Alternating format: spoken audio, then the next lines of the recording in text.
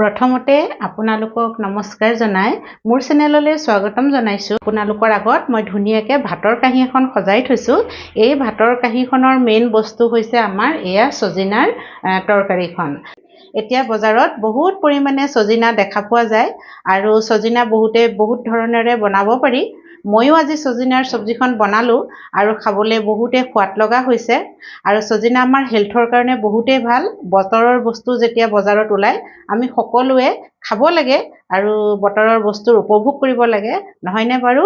আৰু সেইকাৰণে সজিনাৰ সবজিখন মইনো কেনেদৰে বনালো তাকে মই আজি আপোনালোকৰ আগত দেখুৱাম। আৰু সকলোৱে জানেই বনাবলৈ, তথাপিতো এই সজিনাবিধ মই অকণমান সৰিয়হৰ সৈতে বেলেগ ধৰণে বনাইছো। আহকচোন মইনো এই ভাতৰ থালিখনৰ লগত সজিনাৰ সবজিখন কেনেদৰে বনাই আজি খাবলৈ লৈছো তাকে মই দেখুৱাম। সজিনাৰ তৰকাৰীখন বনাবৰ কাৰণে আমাক লাগিব এয়া সজিনা।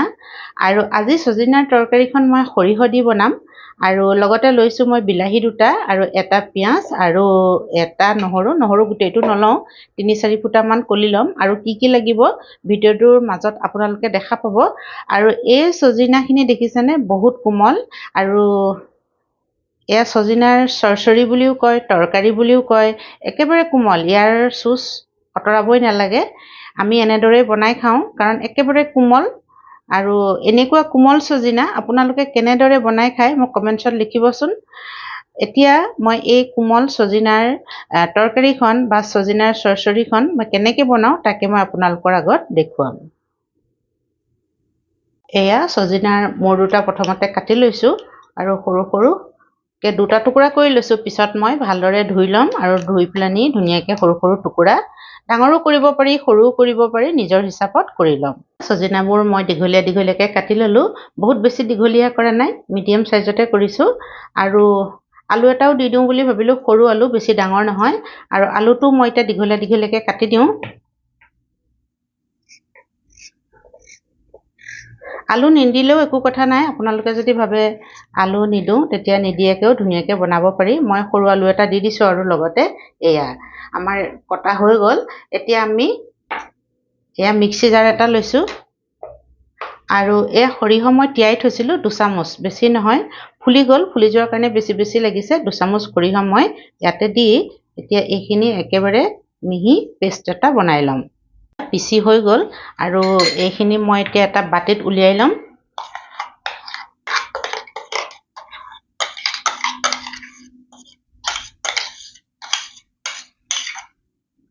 আৰু এই জাৰটোতে ধুব নালাগে বাৰু। আৰু এয়া মই বিলাহী কাটি থৈছোঁ, বিলাহীখিনি দি দিম ইয়াতে। বিলাহীখিনি একেবাৰে মিহি মিহিকৈ কাটি ল'লেও হ'ব আৰু নতুবা পিচি ল'লেও হ'ব। মই পিচিয়ে লওঁ। বিলাহী দিলোঁ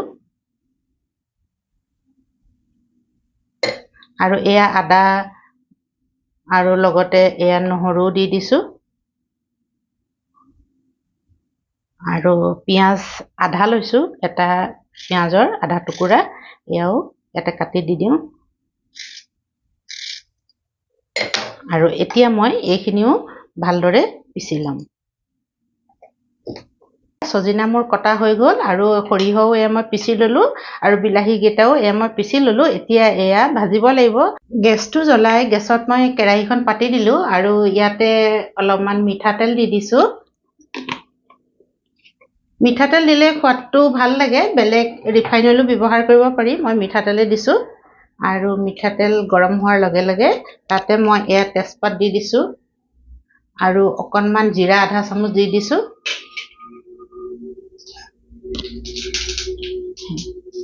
এয়া জিৰাকেইটা ফুটিবলৈ লৈছে, তাতে এয়া পিঁয়াজ আধা টুকুৰা আছিলে কাটি দি দিছোঁ।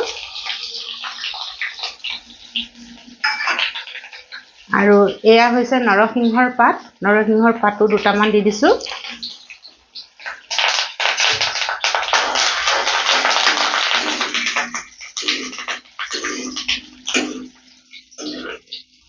নৰসিংহৰ পাত দিলে মানে গন্ধটো বহুত ধুনীয়া আহে আৰু খাবলৈ বহুত সোৱাদ লগা হয়। এয়া আমাৰ হৈ গৈছে, বেছি ভাজিব নালাগে। এতিয়া আমি এয়া পিচি থোৱা বিলাহীখিনি ইয়াতে দি দিম।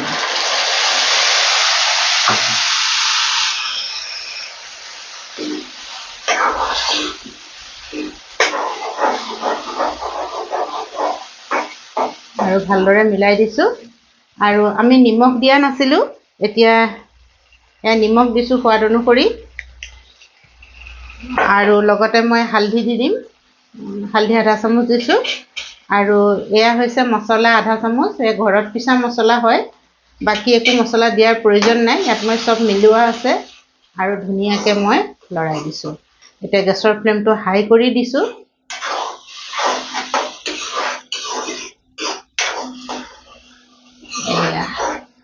আৰু এতিয়া মই ঢাকোনখন লগাই দিম আৰু এইখিনি অলপমান দেৰি সিজিবলৈ দিম এয়া ঢাকোনখন দাঙি আমি চাওঁ এয়া দেখিছেনে ধুনীয়াকৈ আমাৰ বিলাহী শুকাই আহিছে পানী শুকাই গৈছে বিলাহীৰ পৰা আৰু ইয়াতে আমি এয়া পিচি থোৱা সৰিয়হকণো মিলাই দিম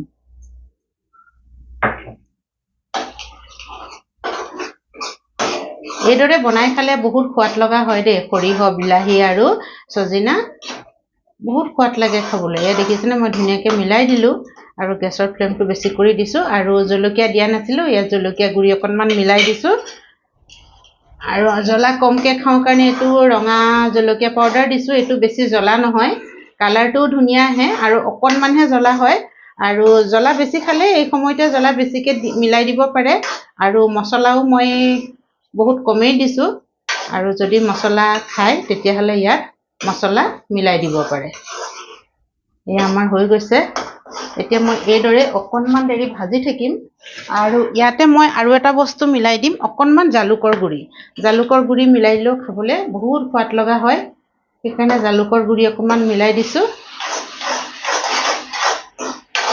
এইদৰে অকণমান দেৰি মই ভাজি ল'ম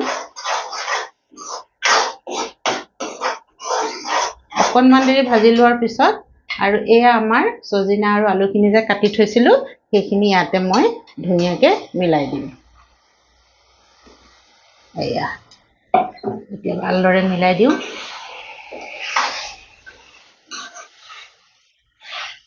বহুত সোৱাদ লগা হয় এনেদৰে বনালে খাবলৈ এতিয়া ইয়াতে অকণমান পানী দিব লাগিব এয়া আমাৰ ধুনীয়াকৈ উতলি আছে এবাৰ ভালদৰে মিলাই দিছোঁ আৰু এতিয়া এয়া সিজা নাই সিজিবলৈ আৰু অকণমান দেৰি লাগিব এতিয়া মই গেছৰ ফ্লেমটো কম কৰি দিম হাই ফ্লেমত ৰাখিছিলোঁ গেছৰ ফ্লেমটো কম কৰি দিছোঁ আৰু ঢাকোনখন লগাই দিছোঁ আৰু 5 মিনিটমান কম ফ্লেমতে সিজিবলৈ দিম তেতিয়া ধুনীয়াকৈ আমাৰ সজিনাখিনি সিজি যাব আমাৰ হ'বৰে হ'ল মই ঢাকোনখন খুলি চাইছোঁ আৰু গেছটো চিম কৰি দিছোঁ এয়া দেখিছেনে একেবাৰে পানী শুকাই গ'ল আমাৰ আৰু এনেকুৱা অৱস্থাতে মই ৰাখিম বেছি ডাঠো হোৱা নাই একেবাৰে পনীয়াও হোৱা নাই এনে অৱস্থাতে মই ৰাখিম আৰু বেছি যদি পনীয়া কৰিব বিচাৰে তেতিয়া অকণমান জুলীয়া কৰি ৰাখিলেই হয় এতিয়া মই ইয়াতে ধনিয়া দি দিম কেঁচা ধনিয়া দিলে সোৱাদটো আৰু বাঢ়ি যাব এবাৰ মই মিলাই দিছোঁ ভালকৈ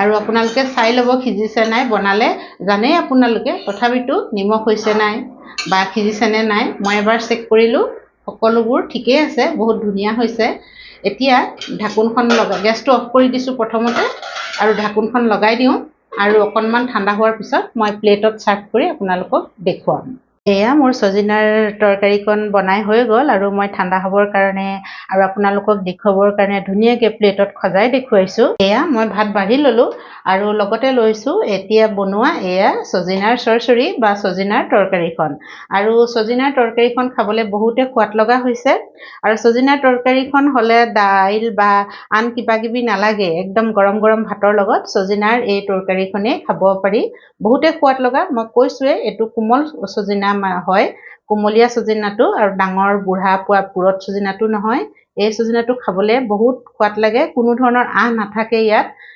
চুবাবৰো লগা নপৰে ধুনীয়াকৈ খাবহে লাগে আৰু এয়া দেখিছেনে মই ধুনীয়াকৈ সজাই দিছোঁ মোৰ ভাতৰ কাঁহীখন আপোনালোকৰ কেনেকুৱা লাগিছে মোক কমেণ্টছত জনাবচোন আৰু ছজিনা সকলোৱে বনাবলৈ জানে তথাপিতো মইনো কেনেকৈ সৰিয়হ আৰু বিলাহীৰ লগত ছজিনাৰ তৰকাৰীখন বনালোঁ তাকে মই আপোনালোকৰ আগত দেখুৱালোঁ যদি ভাল পাইছে আপোনালোকেও এনেদৰে বনাই চাব পাৰিব আৰু সঁচাকৈ যদি ভাল পাইছে লাইক কৰিব কমেণ্টছ কৰিব আৰু শ্বেয়াৰ কৰিব শেষলৈকে ভিডিঅ'টো চোৱাৰ কাৰণে বহুত বহুত ধন্যবাদ জ্ঞাপন কৰিলোঁ